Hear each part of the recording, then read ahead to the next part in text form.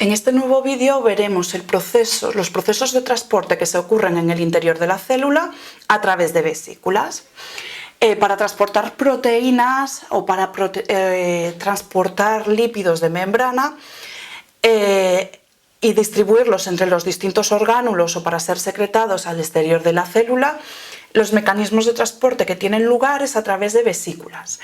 Estas vesículas se van a formar en el retículo endoplasmático, en el aparato de Golgi o en la membrana plasmática para llevar a cabo procesos de transporte. En un vídeo que veremos a continuación analizaremos cómo se forman estas vesículas, pero para que sepáis cuáles son las rutas de transporte vamos a ver este primer vídeo. Entonces, para movilizar vesículas que vayan desde el retículo endoplasmático hacia el aparato de Golgi, se formarán vesículas en algunas partes, en algunas regiones de la membrana del retículo endoplasmático y viajarán hasta el aparato de Golgi, de modo que introducirá o verterá todo el contenido de esas vesículas, que bien pueden ser proteínas hidrosolubles, proteínas de membrana o lípidos, en el aparato de Golgi, donde sufrirán distintas modificaciones y podrán o bien volver al retículo endoplasmático, lo que llamamos transporte de retorno, o bien viajar hacia adelante, ¿vale? En un proceso que se llama exocitosis, o bien para la formación de lisosomas, es decir, que a partir del aparato de Golgi, aparte de las vesículas que retornen hacia el retículo endoplasmático, se podrán formar vesículas que vayan a dar lugar a los lisosomas, o que vayan a parar hacia la membrana plasmática.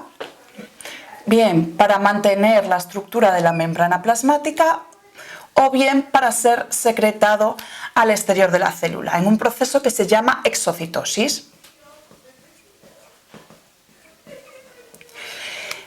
Los procesos de exocitosis, recordar que hay de dos tipos, uno que es la exocitosis constitutiva, que es la exocitosis por defecto que tiene toda la célula, para mantener tanto la estructura de la membrana plasmática como el glucocálix y la matriz extracelular. Es decir, son los mecanismos o los procesos de secreción para aportar hacia el exterior pues el colágeno, los azúcares de la matriz extracelular, o para ir introduciendo en la membrana plasmática las distintas proteínas integrales o proteínas periféricas. Y después tenemos la exocitosis regulada, que la llevan a cabo células específicas, células que tienen función de secreción, por ejemplo aquellas que sintetizan hormonas y que tienen que ser secretadas fuera de la célula para actuar como molécula señal en distintas partes del organismo.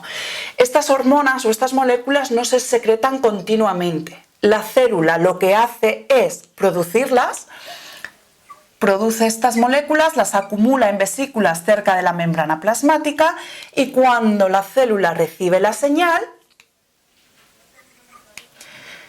esta señal va a ser reconocida por un receptor de membrana que indicará que las vesículas deben fusionarse y secretar su contenido al exterior.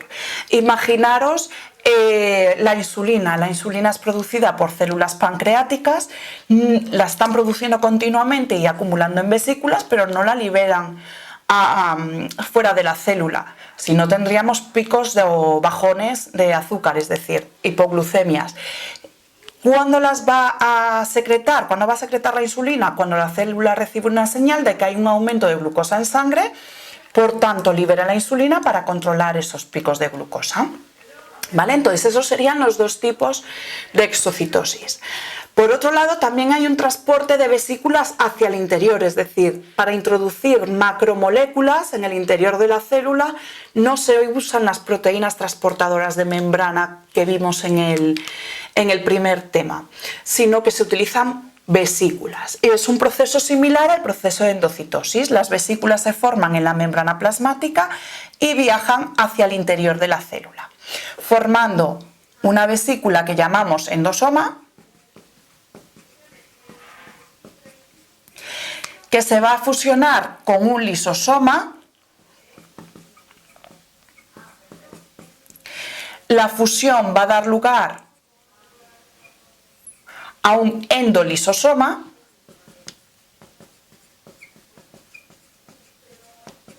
en el cual se activan las enzimas hidrolíticas que había en el lisosoma y se van a empezar a trocear, a digerir todas las moléculas que se habían introducido a través de este endosoma.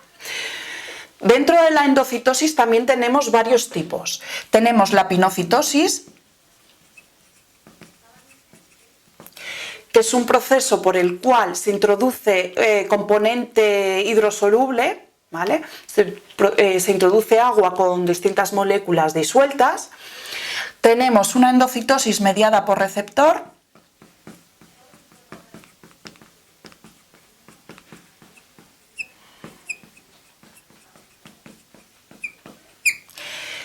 en el cual es utilizada para introducir moléculas que son necesarias para la célula en momentos puntuales, como por ejemplo el LDL. Si os acordáis, el LDL es colesterol unido a lipoproteínas, ¿vale?, de baja densidad. Cuando la célula necesita colesterol, introduce el LDL en el endosoma, que después será digerido en los endolisosomas y se separará la parte proteica del colesterol, y el colesterol será utilizado por la célula. Pues el LDL no está entrando continuamente en la célula. Cuando la célula lo necesite, tendrá receptores en su superficie para el LDL que estimularán la formación de la vesícula y la introducirán en el interior de la célula. Existe otro tipo de endocitosis que se llama fagocitosis.